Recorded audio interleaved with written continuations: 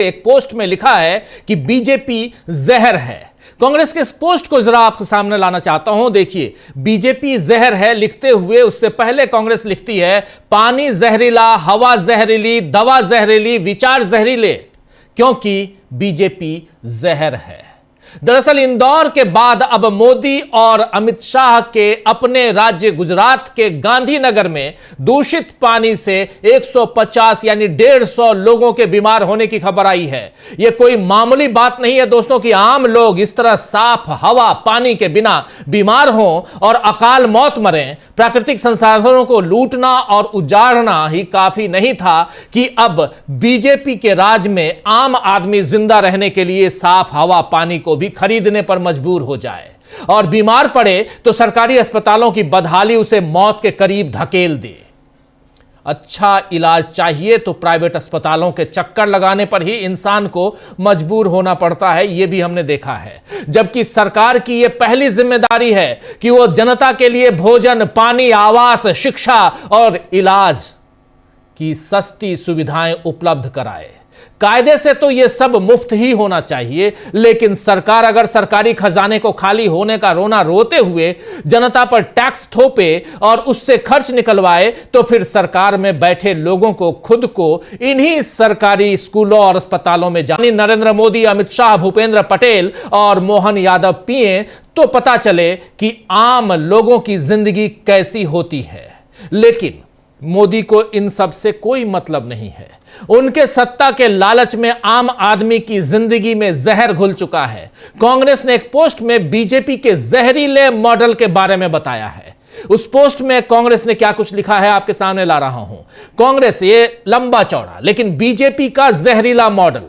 गुजरात की राजधानी गांधीनगर में गंदा पानी पीने से 150 से ज्यादा लोग अस्पताल में भर्ती हैं, जिनमें ज्यादातर बच्चे हैं। पिछले कई दिनों से गंदा पानी लोगों के घरों में सप्लाई हो रहा था। बहुत शिकायतों के बाद भी सरकार ने कोई सुनवाई नहीं की और अब लोगों की जान पर बनाई है। याद रहे, इंदौर में गंदा पानी पीने से 15 लोगों की मौत हो गई और हजारों लोग बीमार हैं। वहां भी यही कहानी दोहराई गई थी। बीजेपी लोगों के घरों में जहर बांट रही है और सवाल पूछने पर उसे फोकट के सवाल बतला रही है।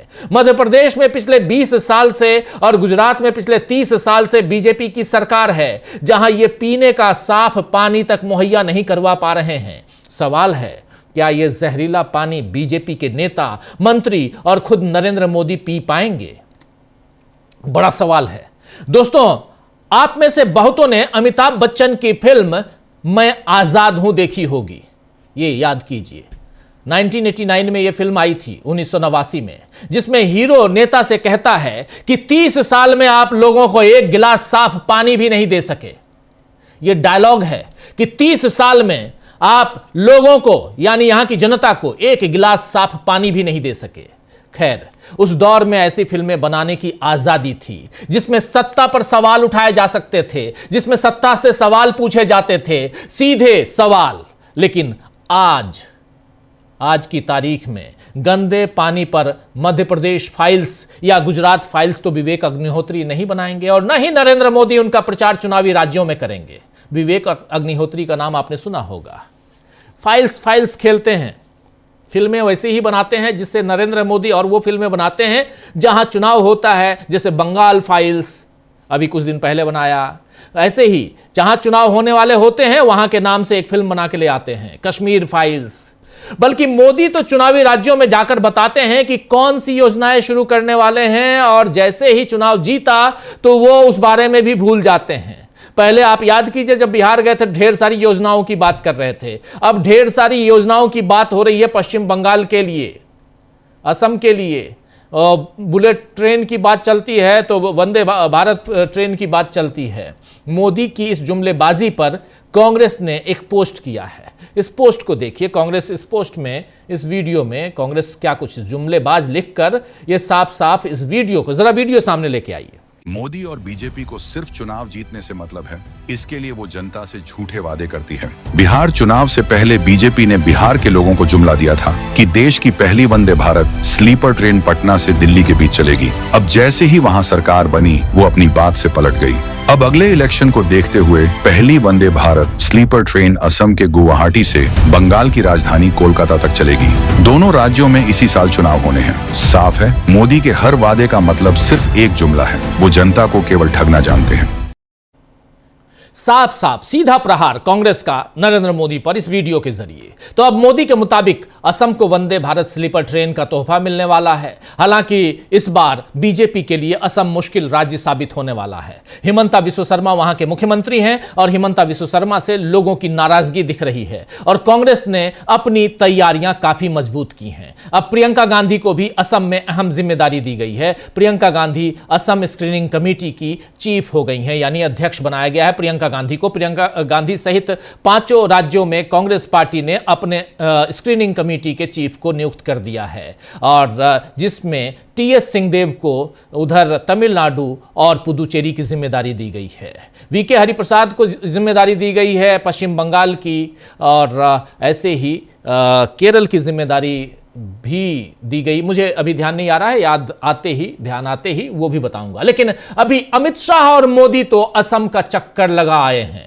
आने वाले वक्त में उनके दौरे अब वहां बार बार होंगे। वहीं अमित शाह अभी चुनावी राज्य तमिलनाडु भी पहुंच चुके हैं, जबकि उनके जहां से वो अमित शाह, आपको याद है गांधीनगर से अमित शाह सांसद हैं, जहां से अमित शाह सांसद हैं वहां 150 लोग अस्पताल में भर्ती हैं गंदा पानी पीने से, दूषित जल पीने से। लेकिन वो पश्चिम बंगाल 3 दिन रह के आए, अब तमिलनाडु पहुंच चुके हैं। देश में भले हाहाकार मचा है। एक तरफ अंकिता भंडारी का मामला उत्तराखंड में गर्म है और आप जानते हैं कि अंकिता भंडारी के मसले पर उत्तराखंड से लेकर आज दिल्ली के जंतर मंतर तक हंगामा मचा रहा, लेकिन कोई फिक्र नहीं है क्योंकि वहां तो डबल इंजन की सरकार है।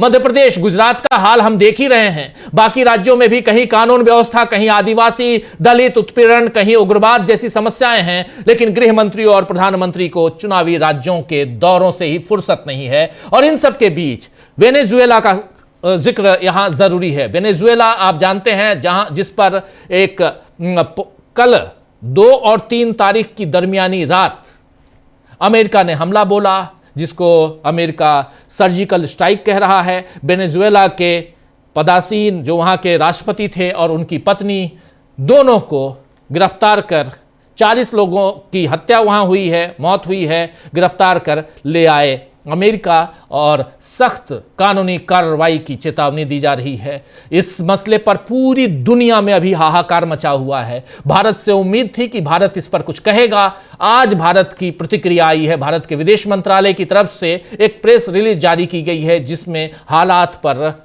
भारत अपनी दृष्टि बनाए हुए है और कह रहा है वेनेजुएला में शांति स्थापित हो, इसकी कामना कर रहा है। अमेरिका की भर्त्सना नहीं कर रहा है। रूस के राष्ट्रपति व्लादिमीर पुतिन ने कल ही प्रेस कॉन्फ्रेंस की, बड़ी सी प्रेस कॉन्फ्रेंस, उसमें पूरी तरह से अमेरिका की और डोनाल्ड ट्रंप की भर्त्सना की। उधर चीन कह रहा है कि आपने जो किया है वो गलत किया है। कल 5 तारीख को यूएनएससी की बैठक है, यूनाइटेड नेशन सिक्योरिटी काउंसिल की कल आपात बैठक बुलाई गई है और जिसमें इस मसले पर चर्चा होगी। हालांकि बहुत दुखद है कि यूनाइटेड नेशन जो है, अब संयुक्त राष्ट्र संघ अब पूरी तरह एक कठपुतली बन चुका है। उसे बनाया इसलिए गया था कि दुनिया में शांति स्थापित हो, लेकिन तकलीफ यह है कि अब संयुक्त राष्ट्र संघ भी कठपुतली की तरह काम कर रहा है और दुनिया में अब एक अधिकार दिखाई दे रहा है जहां जिसको चाहे। यह आज तक नहीं हुआ जो अभी अमेरिका ने किया है, डोनाल्ड ट्रंप ने किया है। और इतना ही नहीं, डोनाल्ड ट्रंप ने यह भी कहा है कि अब वेनेजुएला की जो तेल की जो फैक्ट्रियां हैं, तेल के जो कुएं हैं, उसमें अमेरिका की अच्छी कंपनियां इन्वेस्ट करेंगी और अमेरिका का वहां राज होगा।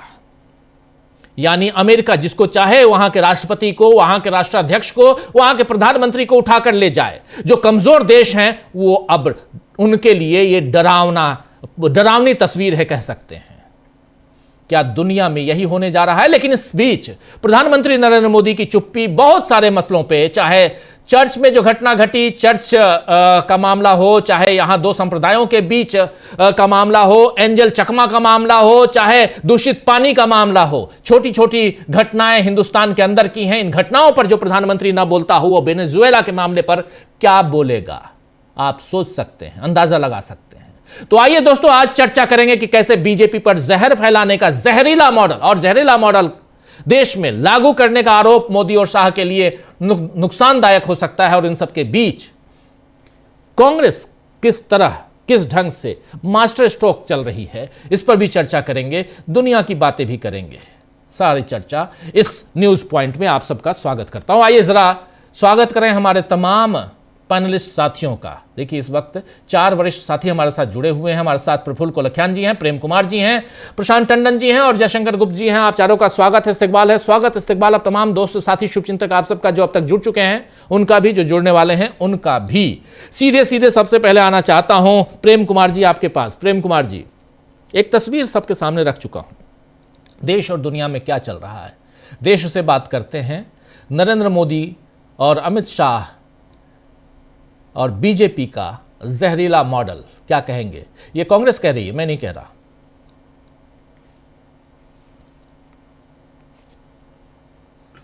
जी शुक्रिया राजीव जी। देखिए, जो दुनिया में घटना घट रही है और हमारे देश के भीतर जो घट रही है, जो बीते समय में डोनाल्ड ट्रंप से नरेंद्र मोदी की जो केमिस्ट्री दिखी थी, जिसका बहुत ढिंढोरा पीटा गया था, जिसमें नमस्ते ट्रंप हुआ था, अब की बार डोनाल्ड ट्रंप सरकार हुआ था, वो तमाम चीज़ें हुई थी। और इजराइल के साथ में एक अलग किस्म का विदेश नीति अख्तियार की गई थी। पूरी हमारे देश की विदेश नीति को पलट दिया गया। और अब हालात ये हैं कि एक तरफ तो पड़ोसी देश पाकिस्तान है, जिसके साथ हम आतंकवाद का दंश झेल रहे हैं, और दूसरी तरफ उस पाकिस्तान के दोनों कंधे पर एक में चीन का हाथ है और दूसरे पर पाकिस्तान का हाथ है, अमेरिका का हाथ है। तो ये स्थिति है तब जब हमने अपने विदेश नीति को उलट दिया है। अब मॉरल हमारा ये भी नहीं है कि दुनिया में गलत हो रहा है तो उस गलत को गलत कह सके।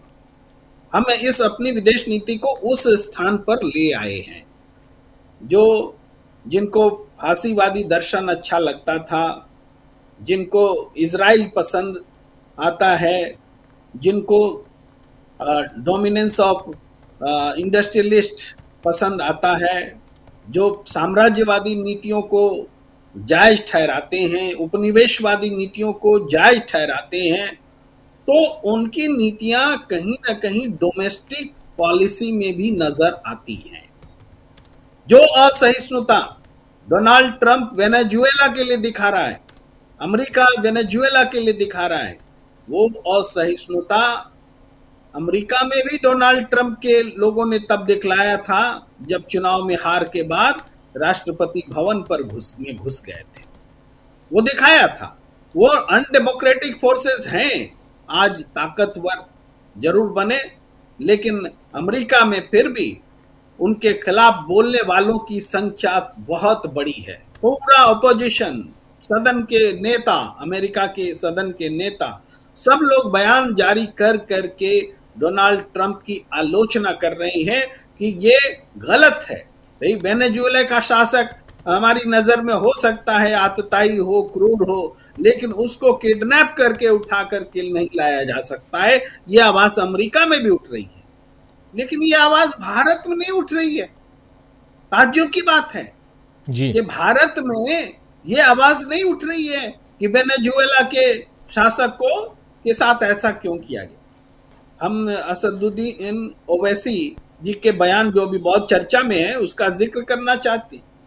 वो कह रहे हैं कि अमेरिका वेनेजुएला के शासक को उठा करके ले आ सकता है, तो भारत पाकिस्तान में आतंकियों को जाकर उठाकर क्यों नहीं ला सकता है। ये बात वो कह रहे हैं। हालांकि उनके कहने का में सियासत है, लेकिन मेरे ख्याल से ये भाषा भी नहीं होनी चाहिए थी। भाषा तो यह होनी चाहिए कि ऐसा अमेरिका कैसे कर सकता है, एक स्वतंत्र और संप्रभु देश के शासक को उठाकर ले आए। और असदुद्दीन ओवैसी जैसे लोग वो उस उदाहरण को इस रूप में पेश कर रहे हैं कि अमेरिका कर सकता है तो आप भी करो, भले पाकिस्तान के शासक को मत उठाओ, आतंकियों को उठा कर ले। अरे आतंकियों से लड़ने का हमारे पास नैतिक बल खत्म हो गया क्या?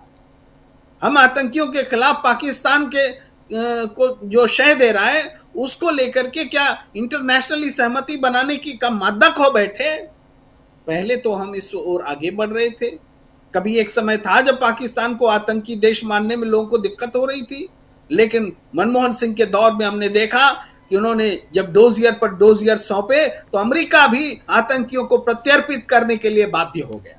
हम वहां तक पहुंचे थे, पाकिस्तान को आतंकी देश घोषित किया जाए या लोग बोलने लगे थे, लेकिन आज एक बार फिर वो स्थिति उलट गई है।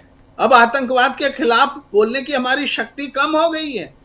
ये हालात हैं। अब ये हालात डोमेस्टिक पॉलिटिक्स में भी देखें तो चूंकि आज के शासक वर्ग ने नैतिकता खो दी है, सच को सच बोलना बंद कर दिया है, इसलिए अपने देश में भी वैसी ही पॉलिसी का अनुसरण कर रहे हैं जिसमें आज कांग्रेस ने जो ट्वीट किया कि बीजेपी ही जहर है, जहर पानी में है दिखता है, जहर हवा में है दिखता है, लेकिन ये जहर पानी में, हवा में, फिजा में क्यों है?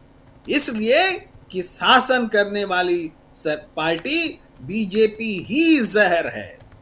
भाई इसने तो प्राकृतिक जो चीजें हैं उसमें जहर घोला, लेकिन जो ह्यूमन मेड चीजें हैं, भाई समाज में भ्रष्टाचार है, नफरत है, महंगाई है, अमीर गरीब की खाई है, इन सब वोट चोरी है, डेमोक्रेसी पर हमला है, संविधान पर हमला है, एथनिक पॉलिटिक्स है, एक समुदाय को दूसरे समुदाय से लड़ाने की सियासत है, ये जो पूरे देश को तोड़ने का काम हो रहा है, ये जो बातें हो रही हैं, दरअसल ये उसी असहिष्णु नीति का नतीजा है जो असहिष्णु नीति वेनेजुएला के राष्ट्रपति को पत्नी के साथ घसीट कर ले जाने में, वहां की डेमोक्रेसी और वहां के शासन पर कब्जा करने में जुटी रहती है और उसके साथ रहती है। तो ऐसा नहीं है कि अमेरिका में घटना घटी है तो हमारे देश पर इंपैक्ट नहीं पड़ रहा है। रिएक्शन देने में भी इंपैक्ट है, रिएक्शन छुपाने में भी इंपैक्ट है, जो बोल रहे हैं उसका भी इंपैक्ट है, जो नहीं बोल रहे हैं उसका भी इंपैक्ट है। तो आज देश में हम इस बात के खुशनसीब हैं कि आज भी लोग पानी में जहर है तो उस जहर के खिलाफ सड़क पर है। हम खुशनसीब हैं कि आज महिला की हत्या हो रही है अंकिता भंडारी की, तो उसमें जो सफेद पोश हैं उसके खिलाफ जनता सड़क पर है। वरना ऐसी भी स्थिति आ जाती कि हम संवेदनहीन हो जाते और हम इस पर रिएक्शन देना ही बंद कर देते, जैसा कि वेनेजुएला के मामले में हमारे देश ने एक सरकारी तौर पर उस तरह का रिएक्शन ओढ़ रखा है। भाई हिम्मत कीजिए, हिंदुस्तान को हिंदुस्तान रहने दीजिए। हिंदुस्तान सच के साथ खड़ा रहता है। हिंदुस्तान को आज इजराइल के खिलाफ बोलना था जब इजराइल मानवता का गुनाह कर रहा था मानवता के साथ। आज अमेरिका के खिलाफ बोलना था जब वेनेजुएला के साथ में वो खड़ा होकर के गुनाह कर रहा है, वेनेजुएला के खिलाफ गुनाह कर रहा है। आज आप जानते हैं डिप्लोमेटिक्स जो हमारे राजदूत और हमारे कथित विदेशी जानकार लोग टीवी चैनल पर बैठते हैं तो क्या बोलते हैं? ये तो हर एक राष्ट्र अपने हित के लिए सोचता है। हमारा हित जहां है हम वही बोलेंगे, वही देखेंगे। अरे हमारा हित क्या तात्कालिक घटनाओं में सच्चाई के साथ रहने का नहीं होता है? ये कौन सा हम देश का हित है कि वेनेजुएला के राष्ट्रपति का अपहरण होगा, उस सरकार को अमेरिका चलाएगी और हम चुप रहेंगे? इसी में भारत का हित है।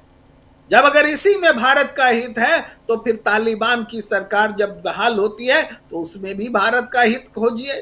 फिर क्यों तालिबानियों को अफगानिस्तान में जाकर छोड़ने गए थे?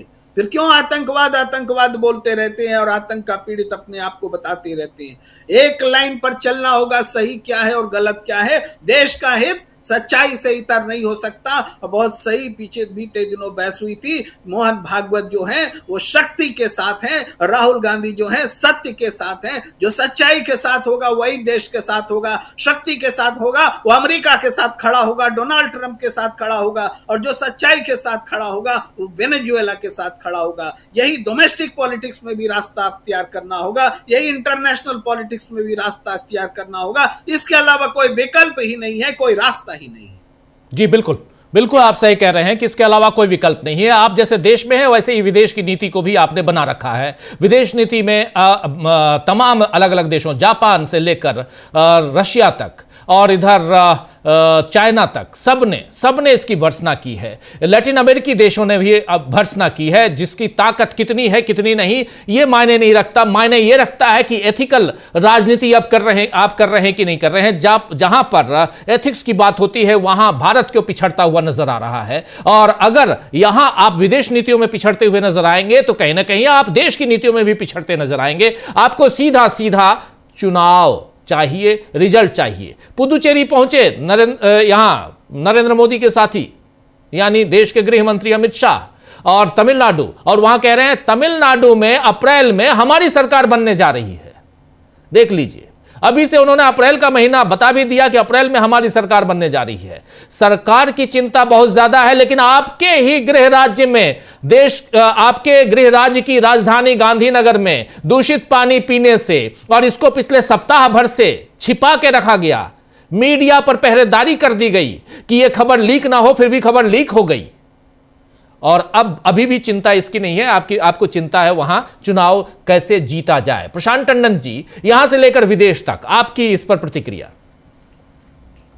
देखिए राजीव जी, आज पहला रविवार है इस साल का, तो जरा थोड़ा मोदी जी का सरकार का 3rd टर्म का भी विजिट हम लोग कर रहे हैं।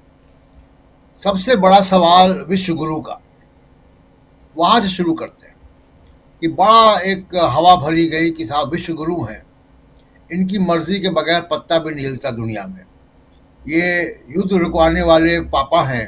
तमाम तरीके के प्रोपोगंडा और पब्लिसिटी की गई। हकीकत क्या है? हकीकत ये है कि जब आपके ऊपर हमला हुआ, आतंकवादी हमला हुआ, और आपने उसका जवाब दिया ऑपरेशन सिंदूर, दुनिया का कोई देश आपके साथ नहीं खड़ा हुआ, इजराइल और अफगानिस्तान के अलावा।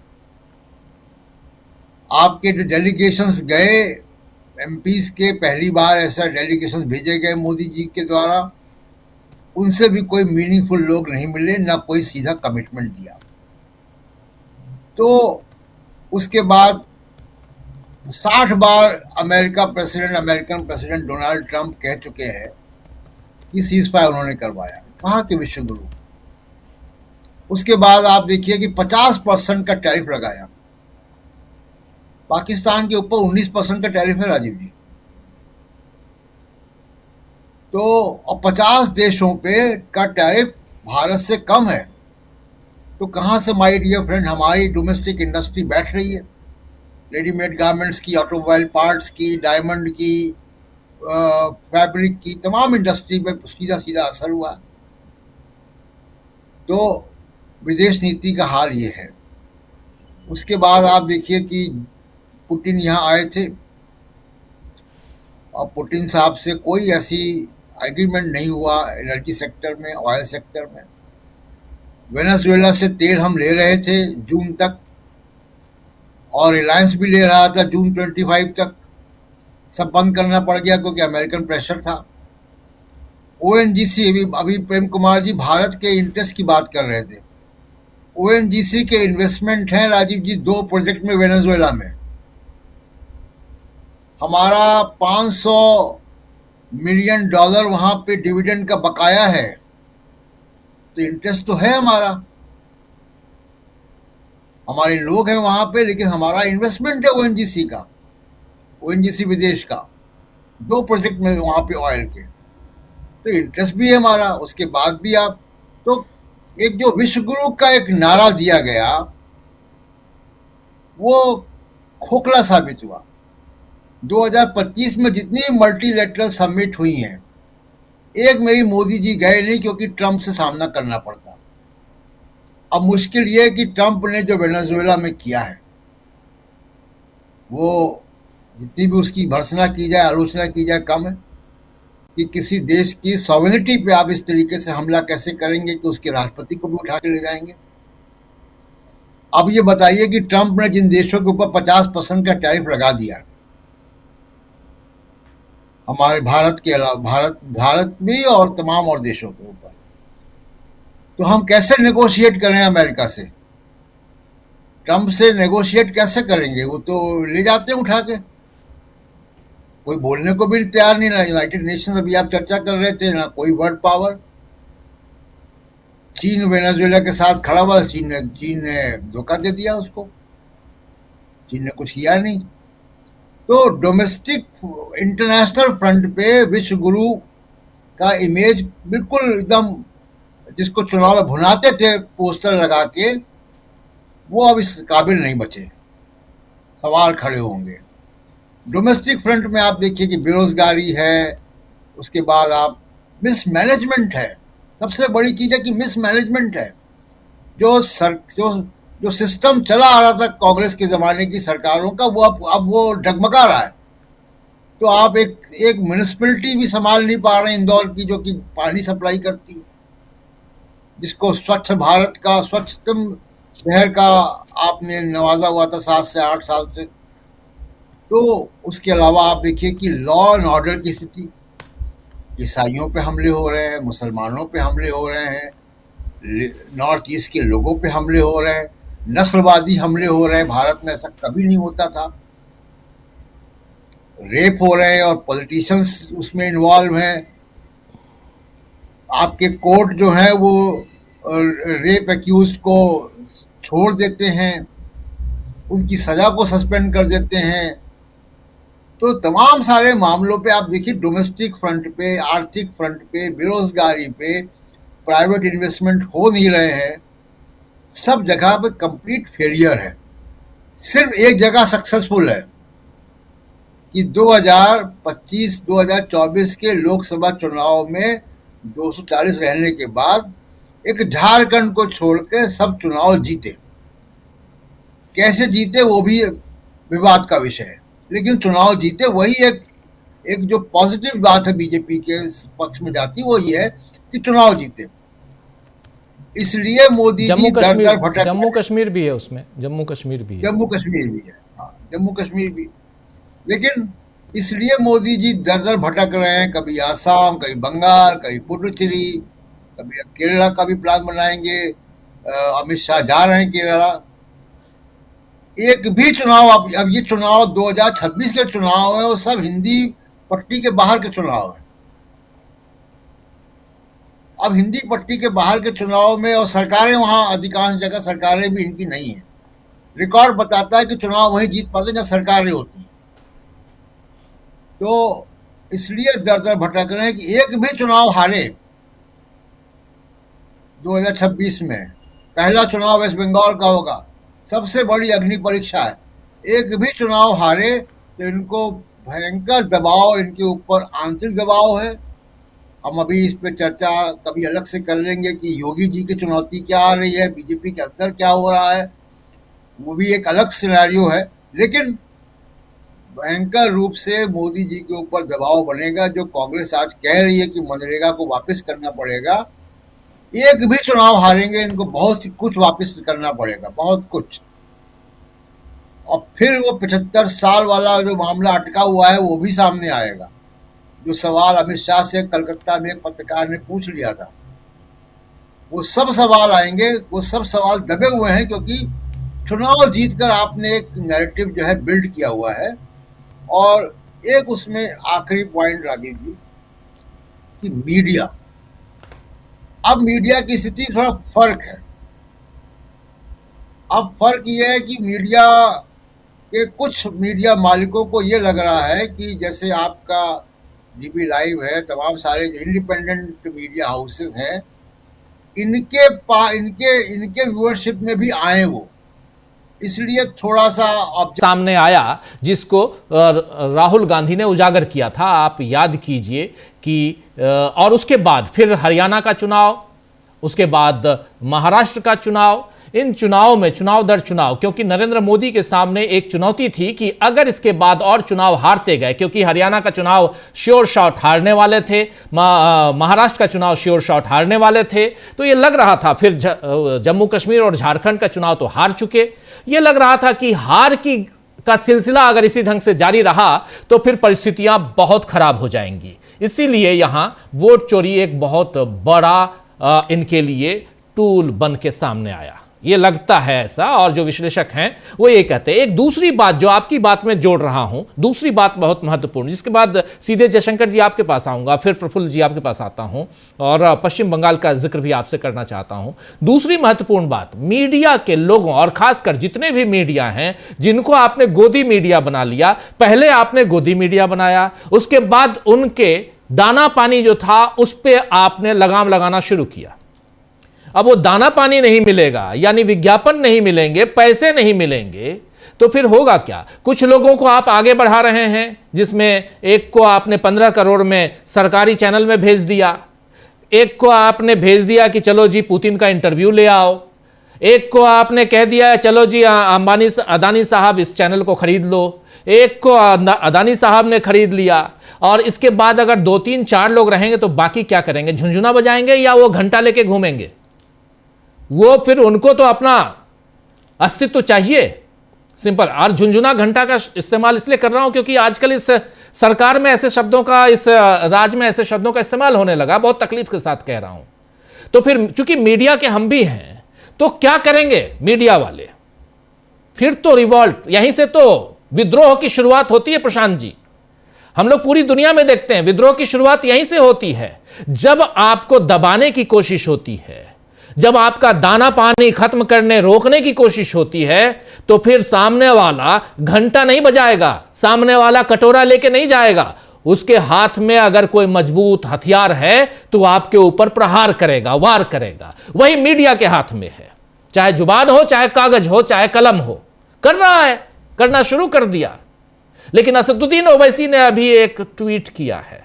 असदुद्दीन ओवैसी पे भरोसा नहीं होता है, लेकिन फिर भी समय समय पे कुछ लोग बातें सही कर देते हैं गलत जुबान से। असदुद्दीन ओवैसी ने एक ट्वीट किया है और वीडियो भी जारी किया है। जरा उस ट्वीट को देखते हैं पहले, और क्या लिख रहे हैं, और वीडियो को भी। पहले चलिए वीडियो सुनते हैं क्या कह रहे हैं। हमने देखा कि वेनेजुएला में ट्रंप ने अपनी फौज को भिजाकर वहां के एक जमहूरी तौर पर मुंतखब शुदा सदर को एक मुल्क से, उसी के मुल्क से उठाकर अमेरिका लेकर चले गए। नरेंद्र मोदी जी, अमित शाह, देवेंद्र फडणवीस, जब ट्रंप अपनी फौज को भिजाकर वेनेजुएला से कदमी को उठा सकता है, जब सऊदी अरब यमन में मुखल्ला के पोर्ट पर बमबारी कर सकता है, मोदी जी हम आपको कह रहे हैं, आप पाकिस्तान में भिजाकर जो मुंबई की सड़कों पर साजिश करने वाले 9/11 के जालिम लोग हैं, चाहे वो मसूद अजहर हो या फिर लश्कर तैयबा का वो जालिम शैतान हो, मोदी जी 56 इंच का सीना है तो भिजाकर उठाकर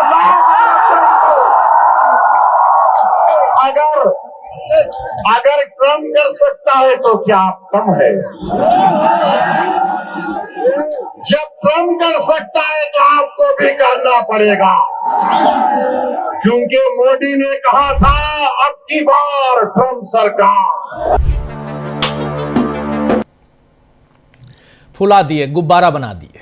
चलिए गुब्बारे की हवा निकालने की कोशिश कीजिए जरा जयशंकर जी। बहुत कुछ है बातें, जहरीला मॉडल, इस जहरीले मॉडल की जरा पोल खोलिए। राजीव जी, एक तो जो अमेरिका ने अपनी गुंडागर्दी या दादागिरी दिखाई है वेनेजुएला में, उसके खिलाफ मुझे लगता है कि पूरी दुनिया को एकजुट होना चाहिए।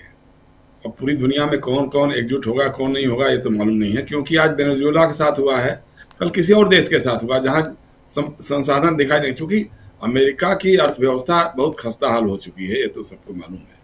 अब वो कोशिश कर रहा डकैत की तरह से कि जाकर वहां डकैती कर ले, वहां कर ले, वहां जाकर के वहां के तेल कूपों को कब्जा करेगा, वहां अमेरिकी कंपनियां जाकर के बिजनेस करेंगे, वहां के संसाधनों को लूटेंगे। ये तो साफ साफ कह भी दिया है ना।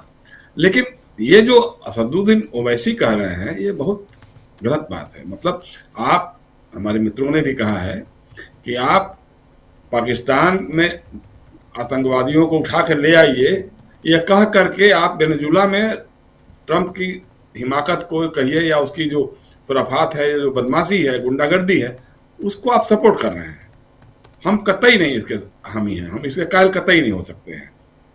ट्रंप ने गलत काम किया है तो उसका विरोध होना चाहिए, लेकिन सवाल यह है कि हमारी विदेश नीति आज इतनी चौपट है, मतलब इतनी खराब तो हमको लगता है कभी नहीं रही होगी, आज़ादी के बाद से आज तक जो है कभी नहीं रही होगी। आज आप देखिए, जैसे अभी प्रशांत गिना रहे थे कि जब पहलगांव का आतंकवादी हमला हुआ पहलगांव में, तो हमारे साथ इक्का दुक्का देशों के अलावा कोई खड़ा नहीं था। आज हमारा पूरा पड़ोस हमारे खिलाफ है। पड़ोसी देशों में हम कहीं नहीं कह सकते हैं कि कौन सा देश 100% हमारे साथ है या हमसे उसका दोस्ताना रिश्ता है। जिस बांग्लादेश को बनाने में भारत की बड़ी भूमिका रही, वो बांग्लादेश भी हमारे खिलाफ हो गया है। अब सवाल है कि जिस ढंग का माहौल आप बना रहे हैं, जैसे आपने अभी कहा कि जहरीला माहौल की बात कर रहे हैं, बहुत सारे जहर, जैसे बताया कि आप भाजपा खुद ही जहर है। देखिए, इंदौर में जहर पिलाया, पानी में प्रदूषित पानी पिलाया, गांधीनगर में पानी पिलाया, ये तो छोटी छोटी जगहों की बातें हैं। असल बात यह है कि जो आपने पूरे देश को सांप्रदायिकता का जहर जो पिलाया है, नस्लवाद का जो जहर पिलाया है, उसकी कीमत तो पूरे हिंदुस्तान को भुगतनी पड़ रही है, पड़ेगी। अब आप देखिए, उत्तराखंड में जिस तरह से त्रिपुरा के एंजल चकमा की हत्या हुई, उसकी नाक नक्श देख करके कि चाइनीज है तो मोमोज है, तो किस तरह की बातें हम लोग कर रहे हैं, हमारे यहाँ के लोग कर रहे हैं। हमको शर्म नहीं आती है? हम खुद को भारतीय भी कहते हैं और इस तरह की बातें करते हैं। उसी तरह से देखिए, अब आईपीएल खेल हो रहा है यहाँ पर। आईपीएल में अगर शाहरुख खान की टीम ने मुस्तफिजुर रहमान को ले लिया, बांग्लादेश के क्रिकेटर को, तो हर बार खेलता ही है, वो क्रिकेट का खेल है ना। तो अगर वो अपनी टीम में शामिल किया है, उसका बोली लगा करके लाया है, अब उसका विरोध हो रहा है जम करके। कोई ऐसा अल्लू बल्लू जितने पाखंडी बाबा जो है भगवा वस्त्र पहन करके घूमने वाले हम मक्कार, ये बोलने लगे हैं, फतवा करने लगे हैं कि उसकी जबान काट के लाओ, तो ये कर दो, वो कर दो। अरे भैया, उस टीम का कोई स्पॉन्सर जूही चावला है, जूही चावला के बारे में क्यों नहीं बोल रहे हो? नहीं जयशंकर जी, इसमें एक बात और महत्वपूर्ण है। नीलामी जो होती है, बोली जो लगती है खिलाड़ियों की, वो ऑर्गेनाइज कौन करता है? उसमें कौन कौन से खिलाड़ी आएंगे, वो कौन ऑर्गेनाइज करता है? ये शाहरुख खान ऑर्गेनाइज करता है क्या? वो तो बीसीसीआई करता है।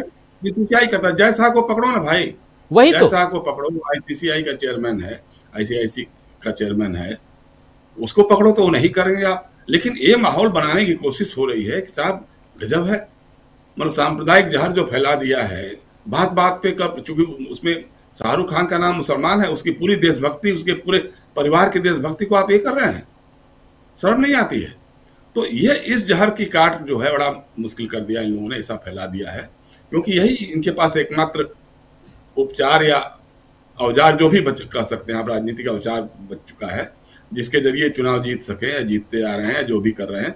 हालांकि वो भी नाकाफी साबित हो रहा है। 2024 के लोकसभा के चुनाव में एकदम नाकाफी हुआ, तब ये चुनाव आयोग की मशीनरी पर और SIR जैसे सारे ताल तिकड़म करके ला रहे हैं। कितनी बड़ी बात है, मतलब आप सोच नहीं सकते हैं कि आज हम इसी चैनल पे हमने कई बार चर्चा की है, गांव में जो माहौल बनाया हुआ है, किस तरह से बच्चे, नए पीढ़ी के बच्चे जो डिस्कस कर रहे हैं। भाई अब उसी के बदले में आज उसने कह दिया, बांग्लादेश ने कह दिया, हम हिंदुस्तान में नहीं खेलेंगे IPL का जो फाइनल मैच होगा, हम नहीं खेलेंगे हिंदुस्तान में। अब आप करिए, अब देखिए आप क्या फैसला लेते हैं, आप ICC क्या फैसला लेता है। तो इस तरह से आप जो रिश्ते बना रहे हैं पाकिस्तान के खिलाफ, पहले पाकिस्तान में आप जाएंगे नहीं, पाकिस्तान को आप यहाँ आने नहीं देंगे, तो आप करेंगे क्या? तो हमारी विदेश नीति की पूरी चौपट व्यवस्था में है, और आज हम कुछ बोलने की हालत में नहीं है। अभी बोल रहे थे प्रशांत जी, विश्वगुरु की बात हो रही है, भाई विश्वगुरु युद्ध रुकवा सकता है, लेकिन टैरिफ नहीं हटवा सकता है। टैरिफ हटवाने की बात तो छोड़ दीजिए, टैरिफ कम भी नहीं करवा सकता है। टैरिफ कम करने की बात भी छोड़ दीजिए, टैरिफ पर बात करने की हिम्मत नहीं जुटा पा रहा है कि हम एक बार ट्रंप से बात तो कर लें। सारी पूजा कराई, यहाँ पे कितने मंदिरों में क्या क्या हुआ, ट्रंप के नाम पर सब कुछ हुआ, उस पर कोई बोलने को तैयार नहीं है। तो ये सारी चीजें हैं, मतलब इस समय देश जो है उथल पुथल की स्थिति में है। जो हालत दिखाई दे रही है, चाहे वो अंकिता भंडारी की बात हो, अंकिता भंडारी के मामले में जिस तरह के बयान आए हैं लोगों के, या वहीं का एक मंत्री जो है, मंत्री जो रेखा आर्या है, उनके पति जो कह रहे हैं, गिरधारी लाल साहू या क्या है, वो कह रहे हैं साहब शादियां होने में कोई रुकावट नहीं है, 20,000 रुपए में तो बिहार से लड़कियां ले आओ, वहां शादी कर लो। 3 शादियां हैं इनकी, अब ऐसा सुनने में आया है। अब उसमें से कौन खरीद कर लाए हैं, कौन क्या किए हैं तो मालूम नहीं है। रेखा जी को खरीदा है कि क्या किया है ये तो वही बता सकते हैं। लेकिन इतनी शर्मनाक बातें हो रही हैं, कर रहे हैं। उत्तर प्रदेश का एक मंत्री जो निषाद है, उसने कहा, क्या कह दिया नीतीश कुमार के बारे में, जब नीतीश कुमार ने किसी बच्ची का बुर्का खींचा था जी, उस पर जब किसी जर्नलिस्ट ने पूछा तो निषाद ने क्या कहा कि अरे भाई बुर्का ही ना हटाया था, कहीं इधर उधर कर दिया होता तो क्या होता, कहीं इधर उधर हाथ लगा देता तो क्या होता। तो इतने बेशर्म इस तरह का बयान दे रहे हैं और फिर भी सरकार में बने हुए हैं। इंदौर में 15 लोग गंदा पानी पी करके मर गए, और वहां का विधायक, वहां का मिनिस्टर अगर जर्नलिस्ट सवाल करता है तो कहता है कि फोकट का सवाल क्या करते हो, ये फोकट का सवाल क्यों पूछते हो, और जब कुछ और बोलता है तो कहता घंटा।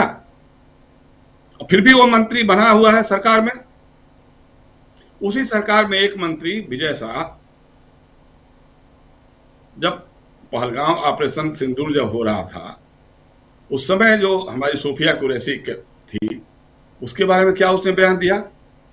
ये सब करने के बावजूद, अदालती ऑब्जर्वेशंस के बावजूद वो सब मंत्री बने हुए हैं, कोई दिक्कत नहीं है। और अमित शाह से बेशर्मी से के अलावा और क्या उम्मीद कर सकते हैं आप। गांधीनगर में लोग त्राही माम कर रहे हैं, गंदे पानी, प्रदूषित पानी पी करके 100-150 लोग बीमार पड़े हैं, और पता नहीं कितने और लोग पड़े हुए होंगे।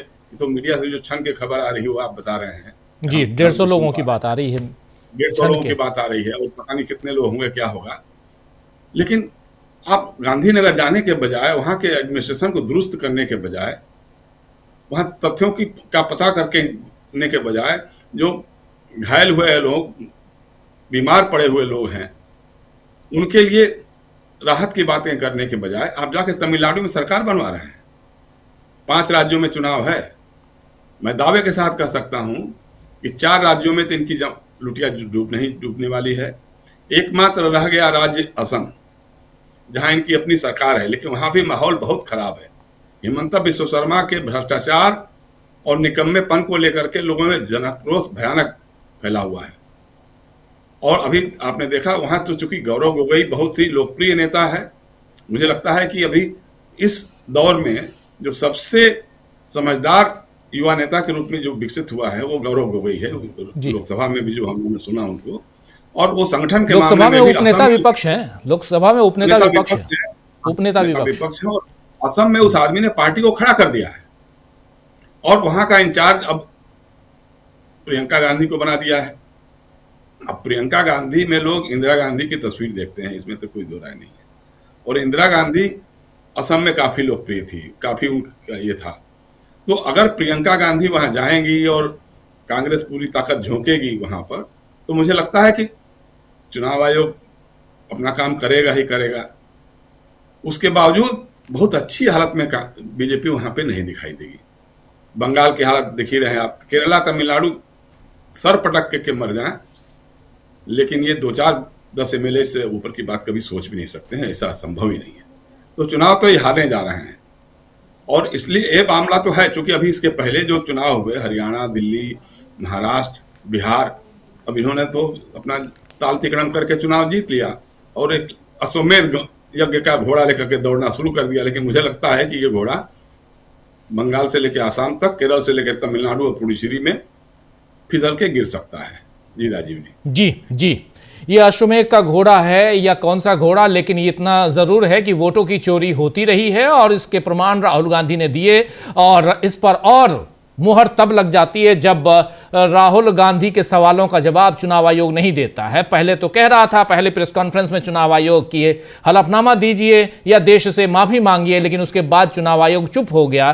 तो चुप्पी आखिर मौनम स्वीकार लक्षणम, यानी आप अगर चुप हैं इसका मतलब है कि आप उसे स्वीकार कर रहे हैं, आपकी चुप्पी स्वीकारोक्ति है का कारण होती है, ये कई बार कहा जाता है। तो क्या यहां पर चुनाव आयोग आगे भी अपने उस क्रम को बढ़ाएगा? एसआईआर की प्रक्रिया जारी है कई राज्यों में, 12 राज्य, उसमें पश्चिम बंगाल भी है। असम में एसआईआर नहीं बल्कि एसआर करवाया गया है, स्पेशल रिवीजन, और उसमें सब जगह वोट कटे हैं, वोटर्स कटे हैं, लेकिन असम में 4 लाख वोटर बढ़ गए, 4 लाख वोटर बढ़ गए हैं इस बार एसआर में।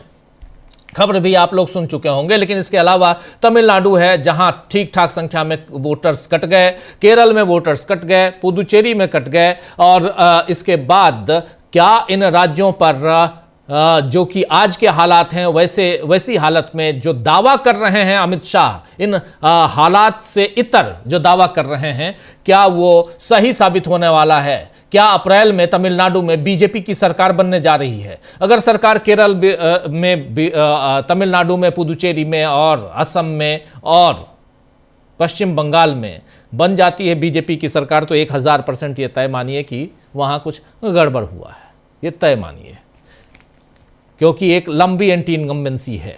लेकिन इन सब के बीच ये जो जहरीला मॉडल जिसका उल्लेख कर रही है कांग्रेस पार्टी, इस मॉडल का असर कितना पड़ने जा रहा है राज्यों के चुनाव में, और क्या या सिर्फ ये कुछ बातें, हवाई बातें हैं जो यहीं की वहीं यहीं धरी रह जाएंगी और फिर चुनाव दर चुनाव बीजेपी जिस पर फोकस्ड है वो जीतते चली जाएगी? जरा सुनना चाहता हूं, समझना चाहता हूं प्रफुल्ल जी आपसे, और हमारे साथी अमलेंदु उपाध्याय जी भी जुड़ गए हैं इस कार्यक्रम में। अमलेंदु जी, आपका स्वागत करता हूं इस चर्चा में। प्रफुल्ल जी। साथियों को नमस्कार। देखिए सर, ये तो जहरीला, तो ये हवा पानी सबको जहरीला बना रहे हैं। हम जानते हैं कि इनका हमेशा दुधारी तलवार पर चलते हैं। 60-70 हजार करोड़ रुपए का पानी, बोतलबंद पानी का कारोबार है वो। उस कारोबार में इन लोग हैं, उस कारोबार को और समृद्ध करने के लिए भी सारा खेल किया जा रहा है, और इसलिए भी इन पानी के आपूर्ति पर ध्यान नहीं दिया जाता है। और जाहिर है कि गुजरात में, और जहां पर ये शायद गांधीनगर बता रहे हैं, मुझे लगता है कि हमारे गृह मंत्री का चुनाव क्षेत्र भी गांधीनगर ही है, तो वो वहां से है, अडवाणी जी का क्षेत्र रहा है और काफी गुजरात का केंद्र है।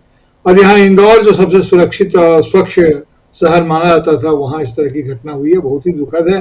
अब बाकी जो शब्दावलियों का इस्तेमाल हो रहा है, तो जहर, ये तो गांधीनगर बड़ा ऐतिहासिक है। जी। अडवाणी का टिकट काट के वहां से नरेंद्र मोदी को उठाया गया था, उतारा गया था, और अब अमित शाह है, नरेंद्र मोदी दोनों जगह से उतरे थे। याद कीजिए 2014 का चुनाव, गांधीनगर भी और फिर यहाँ वाराणसी भी।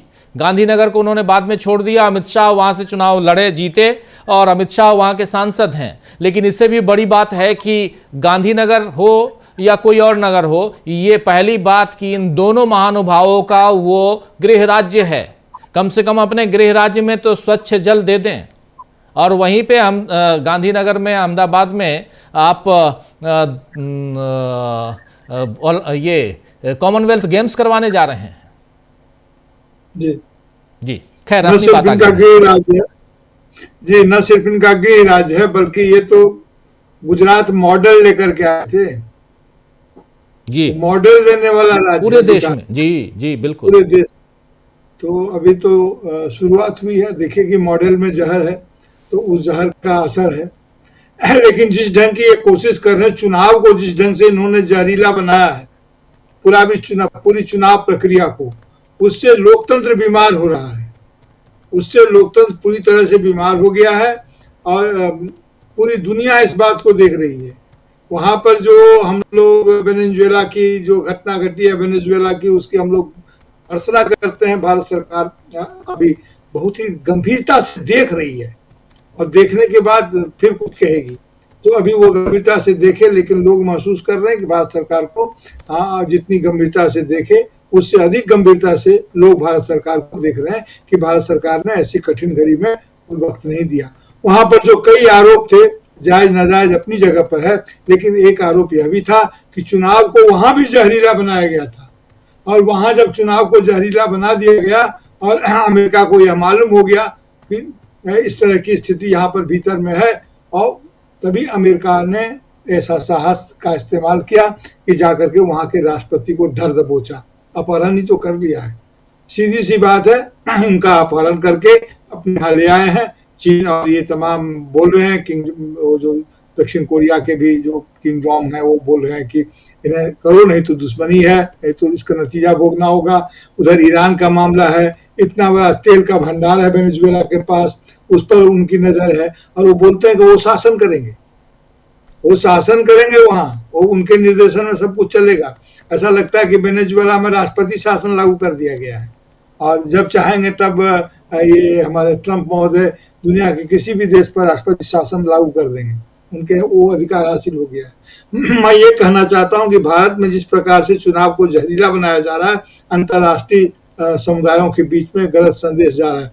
भारत के विपक्ष ने तो हमेशा अपनी मैच्योरिटी दिखाते हुए विदेशी मामलों में हमेशा उनको आंतरिक सपोर्ट किया है, भारत सरकार के साथ खड़े रहे हैं। अभी भी जो स्थिति होगी, जो भी भारत सरकार का निर्णय होगा, मुझे लगता है कि निश्चित रूप से विपक्ष उनके साथ खड़ा होगा। लेकिन सरकार अगर देशी मामले में, घरेलू राजनीति में अगर विपक्ष के साथ या पूरे देश के साथ खड़ी नहीं होती है विपत्ति की घड़ी में, तो ये बड़ा भारी मुश्किल की चीजें होंगी। इसलिए वहां पर तो हो रहा है, जो चीन का संबंध इससे है, ईरान में मामला अलग फंसा हुआ है, यूक्रेन में अलग फंसा हुआ है।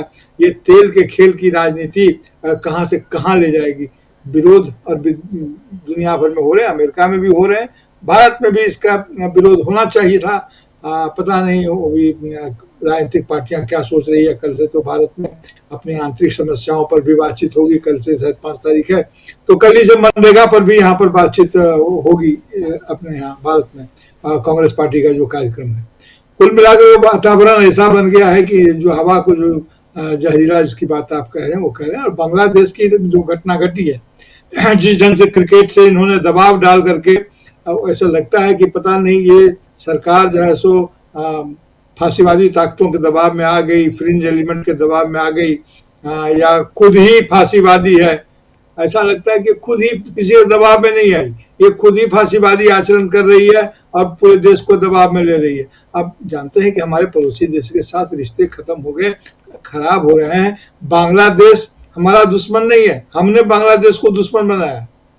और कई बार हम लोग कह देते हैं कि बांग्लादेश भी विपरीत खेमे में चल गया, हमने उन्हें धकेल दिया है, उसके साथ व्यवहार करके। अभी भी जो हुआ है, बांग्लादेश पर कट्टरपंथियों का अधिक दबाव है, लेकिन फैसला हमारे यहाँ उल्टा लिए जाते हैं। किसके दबाव में ये फैसला लिया गया? अभी हम लोग बातचीत कर ही रहे थे कि जैसा जी ने की समिति ने, बीसीसीआई ने उसका नाम रखा होगा, तब वो वहां पर आया होगा और तब उसकी नीलामी या जो भी होता है उसकी प्रक्रिया हुई और उसका चयन हुआ।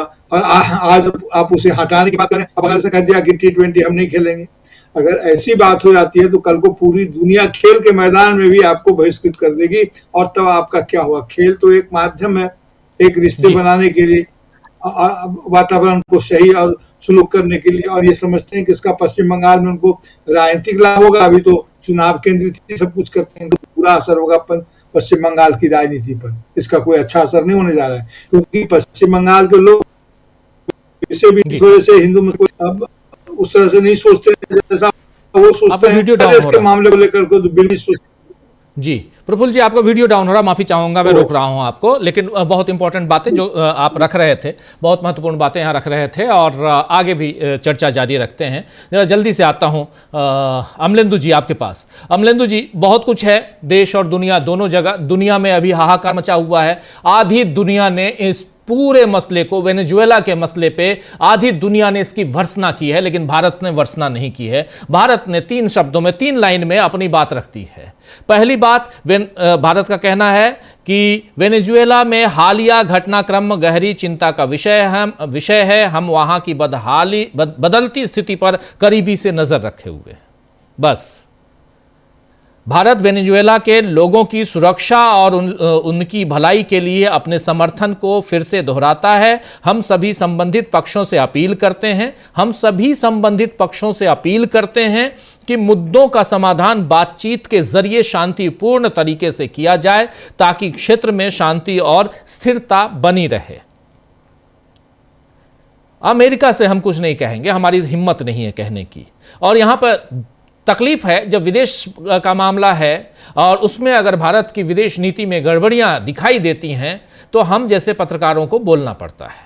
इसमें अगर कोई कहे कि नहीं ये देश का विदेश का, पाकिस्तान और भारत के बीच जब कॉन्फ्लिक्ट हुआ, ऑपरेशन सिंदूर चला, हम भारत के साथ थे, भारत की सेना के साथ थे और भारत की सेना का पुरजोर समर्थन कर रहे थे। लेकिन अगर आप भारत को कहीं, इस देश को कहीं दांव पे लगाने की कोशिश करेंगे तो फिर हम आपका समर्थन नहीं करेंगे, ये भी तय है। ये साफ साफ एक मीडिया का फर्ज होता है, एक पत्रकार का फर्ज होता है। और हम और आप छोड़ दीजिए, पत्रकार हैं, मीडिया है सेकेंडरी, प्राइमरी इस देश के नागरिक होने के बाद के कारण भी ये फर्ज बनता है कि हम अपने देश की रक्षा की सौगंध लेते हैं और वो उस पर हम कायम रहें। लेकिन कोई भी अगर हमारे देश की रक्षा या कहीं ना कहीं देश को अगर बदहाल स्थिति में ले जाने के लिए आतुर हो तो फिर हम आपका साथ कैसे देंगे, सवाल उठता है। इसलिए तो चलिए एक तो यह है कि वेनेजुएला पर अभी घटनाक्रम बहुत तेजी से हम बदलते हुए देख रहे हैं। तेल का खेल है, ये सब जान रहे हैं। तेल के कुओं में आग लगी हुई है। आग मतलब वो नहीं कि ओरिजिनल आग लगी हुई है, वहां पे आग लगाने की कोशिश कर रहे हैं डोनाल्ड ट्रंप खुद बिजनेसमैन हैं। वो चाहते हैं कि पहले देख लीजिए, अगर आप चीन को पे लगाम कसने की कोशिश कर रहे हैं तो आप तीसरे वर्ल्ड वार को बुला रहे हैं आप अपने दरवाजे पे। आप चीन को रोकने की कोशिश कर रहे हैं ईरान से, चीन को रोकने की कोशिश कर रहे हैं वेनेजुएला से, और भारत को आपने रोकने के धमका के आपने रोकने की कोशिश कर दी रशिया से, जहां से भारत तेल खरीद रहा था। भारत भी रशिया से तेल लेता है, ईरान से तेल लेता है, वेनेजुएला से उतनी मात्रा पहले लेता था, अब तो बिल्कुल नहीं। तो इस पे लगाम लगाकर और सारे कुओं पे आप अपना हक जमाना चाहेंगे। अब ईरान में आप अयतुल्ला अली खामनेई को आपने कब्जे में लेना चाहेंगे, उधर मादुरो को आपने कब्जे में ले लिया, आप इधर चीन के ऊपर और रूस के ऊपर भी दबाव बनाने की कोशिश करेंगे, तो कहीं ना कहीं ये तीसरे विश्व युद्ध की आहट आप दे रहे हैं, ये दिखाई दे रहा है। और इन सब पे हम लोग चर्चा और करेंगे, विस्तार से चर्चा करेंगे अमलिंदु जी। लेकिन यहां बहुत ही महत्वपूर्ण बात है कि इन सब के बीच हमारे भारत में, हमारे देश में जो सत्तारूढ़ दल है वो क्या कर रहा है। वो इंदौर के बारे में कुछ नहीं बोलता, वो गांधीनगर के दूषित पानी से कितने मरे हैं ये नहीं पता, 150 बीमार हैं ये खबर आई है, उसके बारे में कुछ नहीं बोलता। अंकिता भंडारी के मामले पे कुछ नहीं बोलता, उत्तराखंड में जो हुआ। वो गाजियाबाद में या उत्तर प्रदेश में कहीं कुछ होता है, वो कफ सिरप के बारे में कुछ नहीं कहता है, वो एंजल चकमा के बारे में कुछ नहीं कहता है, वो क्रिसमस पर यहां उपद्रवी लोग जो उपद्रव मचाते हैं उस पर कुछ नहीं कहता है। रायपुर में इन लोगों को गिरफ्तार किया गया था, उसके बाद जब कल वो छूट के आए हैं तो उनके पक्ष में नारेबाजी, उनको कंधे पे उठाकर बजरंग दल के लोगों को, और जिस प्रकार नारेबाजी हुई है और इस ईसाई समुदाय के खिलाफ जो वहां पर अपशब्द कहे गए हैं, इस पर कुछ नहीं कहता। ये कुछ नहीं कहता जिसे कांग्रेस पार्टी जहरीला मॉडल कह रही है। क्या कहेंगे आप इस पे? निश्चित तौर पर राजीव जी, ये मॉडल तो जहरीला है ही, और यही गुजरात मॉडल है। जिस गुजरात मॉडल की बात हो रही है, गुजरात मॉडल भी यही जहरीला मॉडल है। आपको याद होगा कि 2014 के लोकसभा चुनाव में जब मोदी जी गुजरात मॉडल लेकर आए थे, तो जब पूछा जाता था कि गुजरात मॉडल क्या है, तो बताते थे विकास का मॉडल है गुजरात मॉडल। तो विकास के नाम पे उस समय लड़कर आए थे कि विकास का मॉडल गुजरात मॉडल है, कि वो कौन सा विकास था गुजरात का, वो अभी तक बताया नहीं गया कि विकास का मॉडल कहाँ है। मुझे राजीव जी अच्छी तरीके से याद है, इसकी भूमिकाएं होती वो 2011-12 से बनना शुरू हो गई थी कि गुजरात का कोई विकास का मॉडल है। 2012 का विधानसभा चुनाव था उत्तर प्रदेश का, मैं एक टीवी चैनल पे था बहस में, और जो उसके संपादक साहब थे वो उस समय बहस करवा रहे थे, तो उन्होंने बताया कि बहुत विकसित है गुजरात। तो मैंने उन्हें बताया कि ये एजेंडा है, इसको चलाया जाता है, प्रोपेगेंडा है, और गुजरात विकसित नहीं है, तमाम जो मानक है उनमें बहुत पीछे है। बहरहाल वो काफ़ी ज़्यादा गुस्सा हो गए ऑनलाइन ही, और फिर उन्होंने ये कहना पड़ा कि हमारे जो एक्सपर्ट हैं उनको जानकारी नहीं है, असल में गुजरात की वो जानकारी उन संपादक महोदय के पास ही थी। तो ये राजीव जी उस समय से शुरू हो गया था बनाना कि गुजरात मॉडल कोई है। लेकिन जो असली गुजरात मॉडल है राजीव जी, वो पहले उसकी पोल खुली तब जब ट्रंप आए और नमस्ते ट्रंप हुआ, तब उसकी पोल खुली, जब दीवारें जो थी, वो पर्दे जो थे वो लगाए गए, और झुग्गी झोपड़ियाँ जो थी और बस्तियाँ थी, नाले थे, वो उनसे छिपाए गए। तब मालूम पड़ा कि कोई गुजरात का विकास मॉडल ऐसा भी है जो पर्दों से ढका जाता है जब ट्रंप आ जाता है, और अब जो है वो गांधीनगर के जरिए विकास मॉडल खुलकर सामने आ रहा है। तो ये तो राजीव जी इनके विकास का जो मॉडल है, गुजरात मॉडल है, उसकी असलियत जो है वो जनता के सामने बार बार आती है। और यही गुजरात मॉडल राजीव जी इंदौर में भी है। इंदौर में भी वही मॉडल तो वहीं से लाया गया ना, मॉडल तो सब जगह गुजरात का ही लागू किया जा रहा है, वही मॉडल है। और वही मॉडल राजीव जी उत्तराखंड में अंकिता भंडारी के मामले में भी है, गुजरात मॉडल। भाई वहाँ सब जब बिल्किस बानो के जो रेपिस्ट हैं वो जमानत पर जब छूट के आते हैं तो उनका कैसे स्वागत किया जाता है, तो यही मॉडल जो है ये अंकिता भंडारी के मामले में भी उत्तराखंड में जो है वो लागू किया जा रहा है। तो मॉडल इनका राजीव जी सब जगह एक है, लेकिन इस मॉडल के बीच में राजीव जी चिंताएं बढ़ती हैं।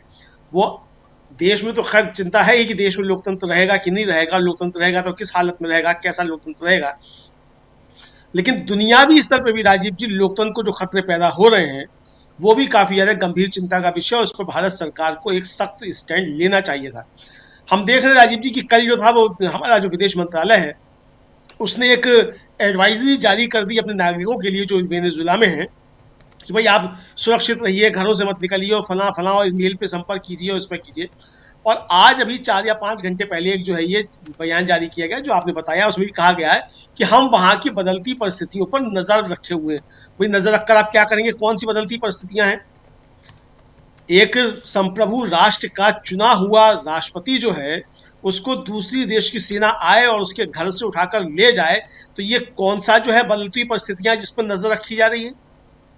अगर ट्रंप राजीव जी अपने यहाँ कोई एफआईआर दर्ज कराकर किसी देश के राष्ट्रपति को उठवा सकता है, तो राजीव जी हमारे यहाँ गुजरात का मुख्यमंत्री था, उसका भी प्रतिबंध था अमेरिका में जाने पे, तो क्या अमेरिका ऐसा कर सकता था कि गुजरात के मुख्यमंत्री को उठवा ले इसी तरीके से, और हम क्या उसको स्वीकार कर लेते?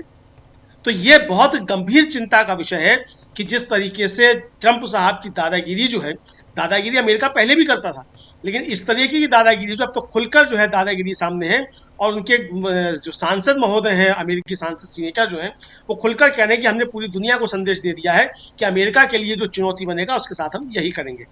तो राजीव जी जो आपने कहा कि भाई ये तीसरे विश्व युद्ध के मुहाने पर दुनिया खड़ी है, और ऐसे समय में भारत की तरफ से कोई सदी हुई प्रतिक्रिया क्यों नहीं आई है?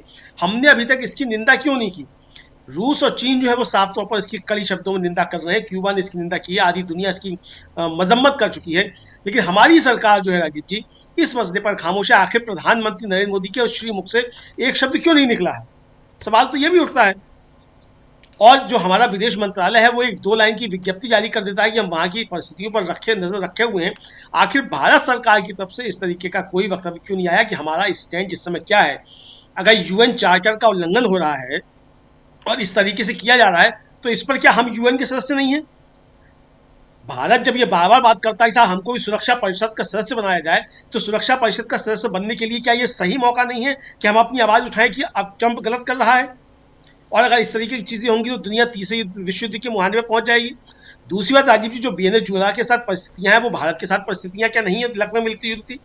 जैसा आपने जिक्र किया कि भाई तेल का मामला है, और कल ही राजीव जी चीन के जो शी जिनपिंग के राष्ट्रपति हैं उनके राजदूत कल वहीं थे काराकास में, वेनेजुएला में, और कल उनकी सुबह मुलाकात हुई है उनसे मादुरो से, और मदुरो से मुलाकात के बाद मदुरो ने अपने फेसबुक पेज पर वो चित्र जारी किए हैं और बताया कि मेरी इनसे मुलाकात हुई है, और राजीव जी युआन में जो थे वो तेल का व्यापार वेनेजुएला के साथ हो रहा था उनकी उसमें, और उसी राज्य उठा लिया है। तो इसके जरिए ये संदेश जो है देने की कोशिश की गई कि हम चीन को भी बता रहे हैं कि अगर ऐसे व्यापार करोगे तो राजीव जी अगर ये चीन को संदेश देने की कोशिश है कि आप युआन में व्यापार करेंगे और डॉलर में नहीं करेंगे, तो क्या ये भारत के लिए संदेश नहीं है कि आप रूस के साथ व्यापार करेंगे रुपए में तो हम आपके साथ ये करेंगे?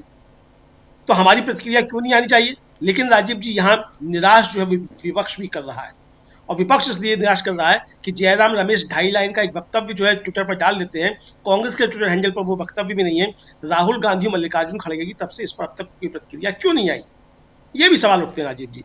तो सरकार पे एक दबाव बनाया जाना चाहिए कि सरकार स्पष्ट इस पे स्टैंड ले। आपके संबंध होंगे ट्रंप के साथ, आपके संबंध होंगे पुतिन के साथ, आपके संबंध होंगे शी जिनपिंग के साथ, लेकिन अगर राजीव जी विश्व में व्यवस्था प्रभावित हो रही है और एक न्यू वर्ल्ड ऑर्डर सारे अमलेंदु जी, सॉरी टू से, सारी उम्मीदें हम विपक्ष से, आपको उस धागे को मजबूत करना और बहुत संभाल के रखना है।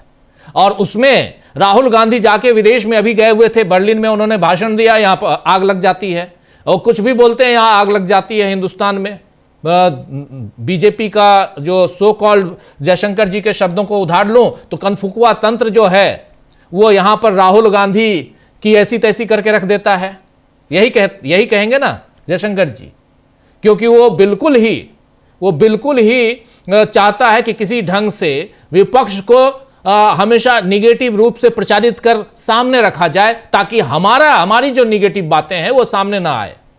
हमको तो पूछना चाहिए ना कि आखिर गांधीनगर में क्या चल रहा है, जरा बता दीजिए भाई, आप तो वहीं के हैं। हम ये कहेंगे कि राहुल गांधी ने उस पर क्यों नहीं कहा, इसका मतलब है कि हम उसी मामले को, जिस बात को ये आगे बढ़ा रहे हैं वो आगे बढ़ा रहे हैं। इसलिए मैं सॉरी टू से पहले ही बोला, इसलिए हमको ऐसी गलतियां नहीं करनी चाहिए, हमको ऐसी गलतियों में नहीं फंसना चाहिए। एक स्वतंत्र निष्पक्ष, हालांकि निष्पक्ष शब्द अपने पत्रकारिता के लिए मैं नहीं रखता हूं, लेकिन फिर भी अगर थोड़ी कहीं पर भी निष्पक्षता के साथ आपको विश्लेषण करना है तो फिर हमको उनके जाल में उलझना नहीं चाहिए। यहां मामला राहुल गांधी का नहीं है, मामला प्रधानमंत्री नरेंद्र मोदी का है। प्रधानमंत्री क्यों चुप्पी साधे रहे, और प्रधानमंत्री अभी तक इंटरनली एंजल चकमा की हत्या हो जाती है उस पर क्यों नहीं बोले। प्रधानमंत्री 16 लोगों की अब मौत हो चुकी है आधिकारिक तौर पे यहां इंदौर में, उस पर क्यों नहीं बोले अभी तक। उनकी डबल इंजन की सरकार है। ऐसे तमाम मसलों पे आप चर्च में जाकर प्रार्थना सभा में हिस्सा लेते हैं, हाथ जोड़ते हैं, लेकिन उसी वक्त जो घटनाएं घट रही हैं देश भर में उस पर आप क्यों नहीं बोलते हैं। सवाल प्रधानमंत्री से, क्योंकि सरकार सत्ता पर वो काबिज है, सत्ता की मलाई कोई और खाए और गाली कोई और सुने, ऐसे देश चलता है क्या। खैर अमलेंदु जी अपनी बात आगे बढ़ाइए। मैं राजीव जी ये नहीं कह रहा हूं कि राहुल गांधी जो है वो बयान दे दें कि साहब अमेरिका का हम निंदा करते हैं। मैं कह रहा हूं कि सरकार से सवाल क्यों नहीं पूछा जाएगा, इस पे भी सरकार सवाल क्यों नहीं पूछा जाएगा। अगर विदेश नीति की बात होगी तो इस पे भी सवाल क्यों नहीं पूछा जाएगा। क्योंकि राजीव जी ये मसला सिर्फ वेनेजुएला से संबंधित नहीं है, इसका जो मसला जो है बहुत ज्यादा गंभीर है।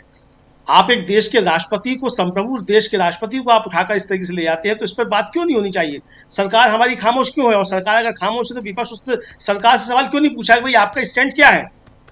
भाई भारत की तरफ से प्रतिक्रिया होनी चाहिए ना, तो भारत की तरफ से प्रतिक्रिया क्या होगी, तो विपक्ष को उस पर बात करनी चाहिए। मेरा कहने का तात्पर्य सीधा सा इतना है कि विपक्ष को इस पर सवाल करना चाहिए प्रधानमंत्री से कि मान्यवर भारत का इस पर रुख क्या है। अब कल को अगर यूएन में बात होगी तो यूएन पे भारत का कोई पक्ष होगा ना, जब आएगी बात इस पे, तो क्या पक्ष होगा भारत का, वो कैसे तय होगा।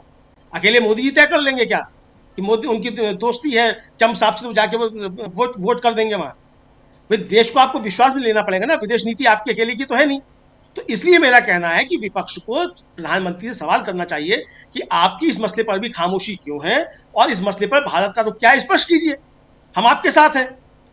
तो यह है। दूसरा राजीव जी, गांधीनगर के मसले पर अगर आप सोचें कि इस पर मोदी जी को जवाब दे देंगे, राहुल गांधी ने कल ही कहा कि जब कोई बारी आती इस तरह की मोदी जी हमेशा की तरह खामोश हो जाते हैं। एंजल चकमा के मसले पर भी खामोश हैं, गांधीनगर के मसले पर भी खामोश हैं, अंकिता भंडारी के मसले पर भी खामोश हैं। तो खामोश रहेंगे इन मसलों पर, लेकिन कपड़ों से पहचान लेंगे।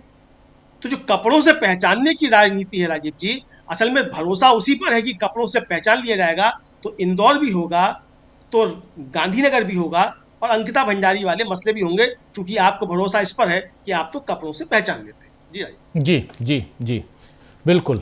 प्रेम कुमार जी, बहुत सारी बातें हम लोग फर्स्ट राउंड में कर चुके हैं, अब थोड़ा सा हम आगे बढ़ें और इन तमाम मसलों को ज़रा आने वाले, क्योंकि अभी से 15-20 दिन बाद गर्माहट जो है वो सिर्फ और सियासी गर्मी रहेगी, चुनाव की चर्चा होगी, और वो गर्मी भरने की कोशिश अमित शाह और नरेंद्र मोदी ऑलरेडी कर रहे हैं। अमित शाह पहुंच गए वहाँ तमिलनाडु, और तमिलनाडु से बिल्कुल हुंकार भर रहे हैं कि अप्रैल में हमारी सरकार यहाँ बिल्कुल खूंटा गाड़ने वाले हैं हम। यहीं बनने वाली हमारी सरकार तमिलनाडु में। क्या लगता है आपको, जो बात कह रहे थे जयशंकर जी कि एक भी जगह कुछ नहीं मिलने वाला, आपको भी ऐसा लगता है या अब तो किसी चीज पे भरोसा ही नहीं होता?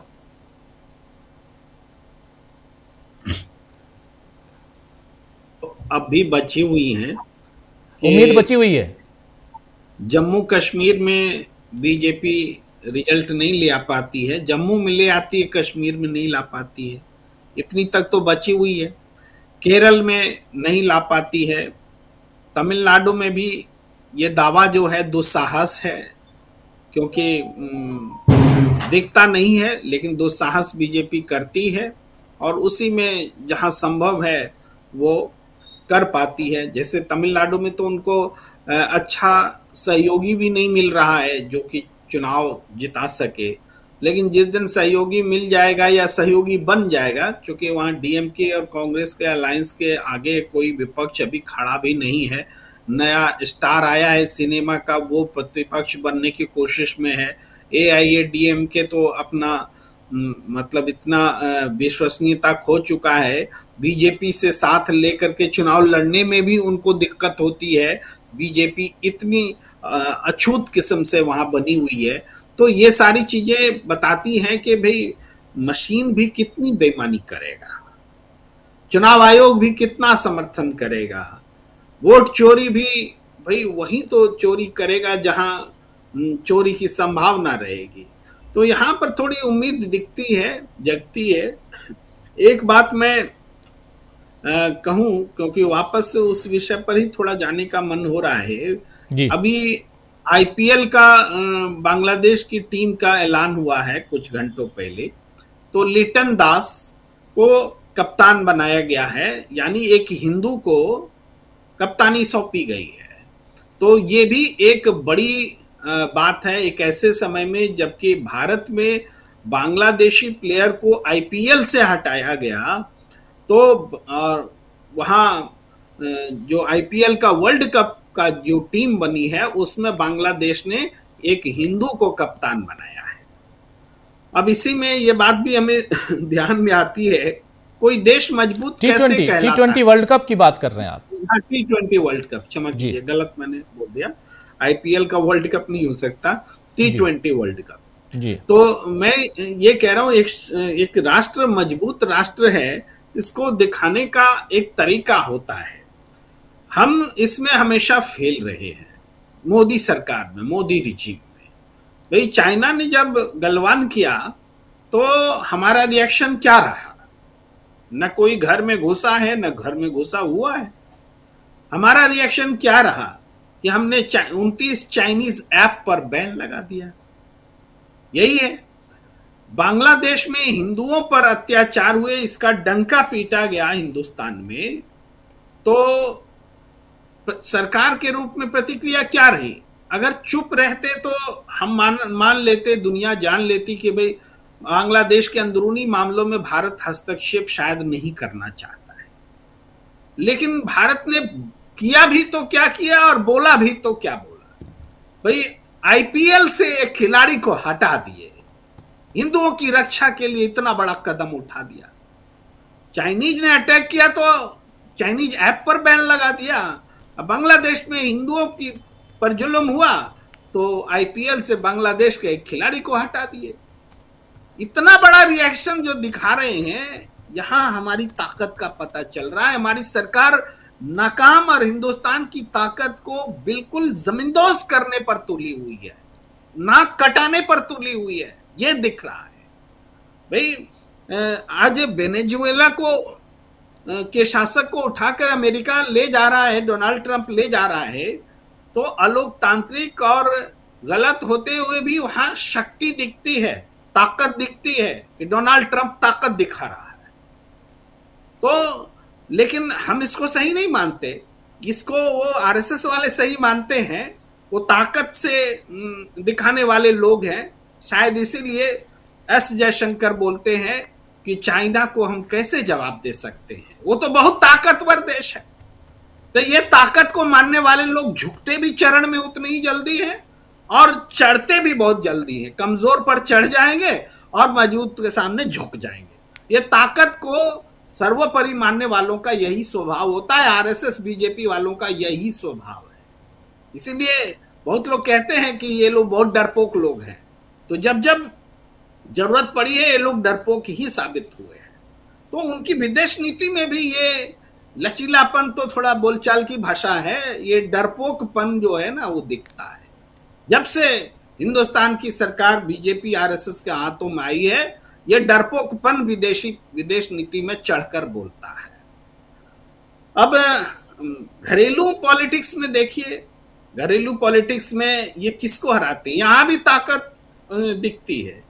भाई ममता बनर्जी को तो नहीं हरा पाते हैं, ममता बनर्जी की तो सरकार में खरीद फरोख्त भी नहीं कर पाए, जिसको जिसको खरीदा सब वापस भी ममता बनर्जी की पार्टी में चले गए। कोशिश की उन्होंने लेकिन सफल नहीं हुए। उसी तरीके से जहां पर कांग्रेस इनके लिए बहुत सस्ता शिकार रही है, कांग्रेस की सरकारें एक के बाद एक छीनी है, कांग्रेस को गलत तरीके से भ्रष्ट बताया है, बदनाम किया है, गांधी परिवार पर हमला किया है, ये सारी चीजें की हैं।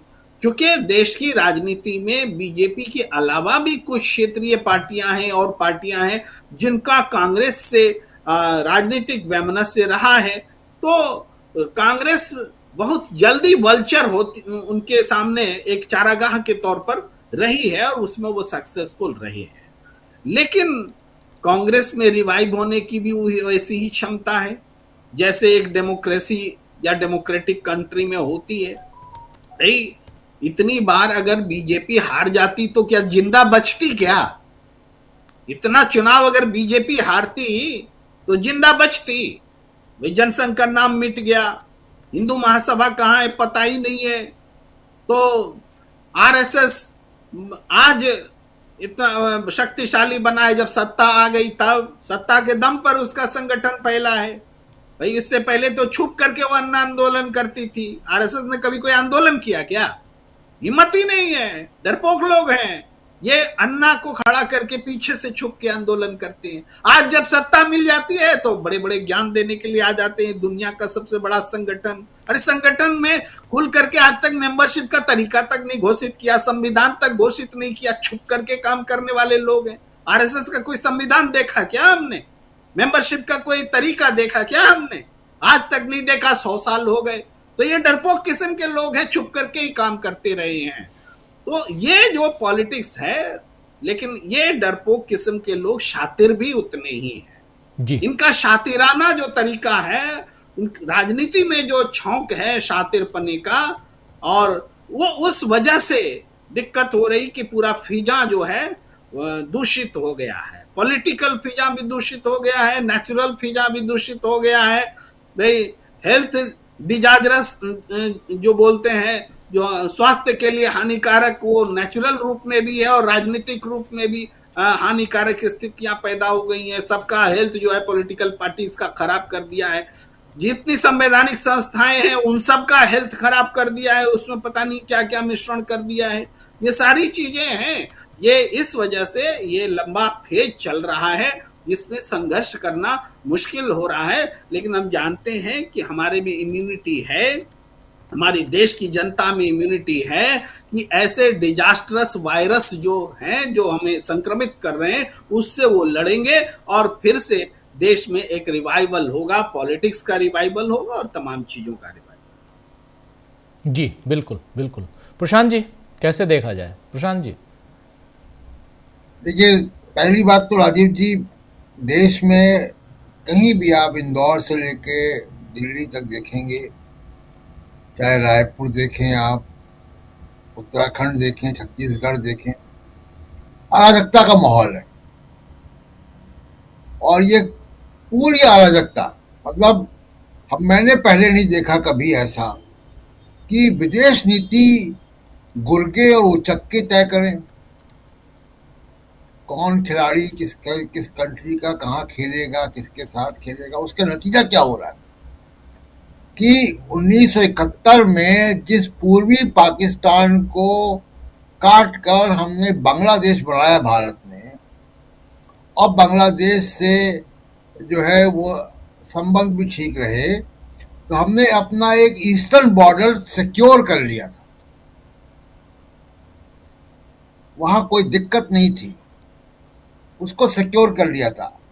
घुसपैठिया करके प्रधानमंत्री नरेंद्र मोदी ने बांग्लादेश को, और आप देखिए कि एक सड़क छाप जो लिंच मॉब है उसकी भाषा, एक अनपढ़ गंवार कोई व्यक्ति है उसकी भाषा, गृह मंत्री की भाषा, प्रधानमंत्री की भाषा एक जैसी है। ये कभी आपने देखा? ये तो शब्दावली भी एक जैसी है, वही शब्दावली इस्तेमाल हो रही है, और उसका नतीजा क्या हो रहा है कि आप, जो कभी नहीं हुआ, पाकिस्तान, पूर्वी पाकिस्तान को यानी पाकिस्तान के हाथ काट के बांग्लादेश बना दिया, उसके बाद कभी नहीं हुआ कि पाकिस्तान और बांग्लादेश के संबंध अच्छे हो जाएं।